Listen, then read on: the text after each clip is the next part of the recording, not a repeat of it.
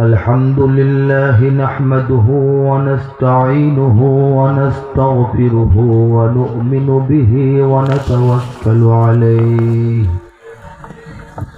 ونعوذ بالله من شرور أنفسنا ومن سيئات أعمالنا من يهده الله فلا مضل له ومن يضلله فلا هادي له ونشهد أن لا إله إلا الله وحده لا شريك له ونشهد أن سيدنا ونبينا وحبيبنا وسندنا ومولانا محمدا عبده ورسوله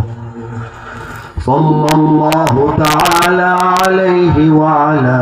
آله وأصحابه وبارك وسلم تسليما كثيرا أما بعد فأعوذ بالله من الشيطان الرجيم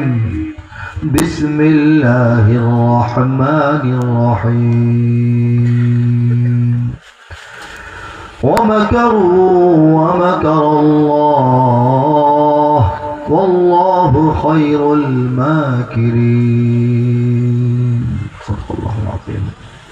الحمد لله ثم الحمد لله ثم الحمد لله সকলে হৃদয় থেকে উচ্চারণ করি আলহামদুলিল্লাহ আলহামদুলিল্লাহ মাশাআল্লাহ আজকের এই মাহফিল জামিয়া ইসলামিয়া মারকাজুল কোরআন কওমি মাদ্রাসা এই মাদ্রাসা এবং ইসলামী শ্রমিক আন্দোলন বাংলাদেশ 31 নং ওয়ার্ড শাখার যৌথ উদ্যোগে আয়োজিত ওয়াজ মাহফিল এবং হালকা জিকির বলি সুবহানাল্লাহ। এই মাহফিলের পরম শ্রদ্ধাভাজন সম্মানিত সভাপতি মহোদয়, মাহফিলের প্রধান মেহমান,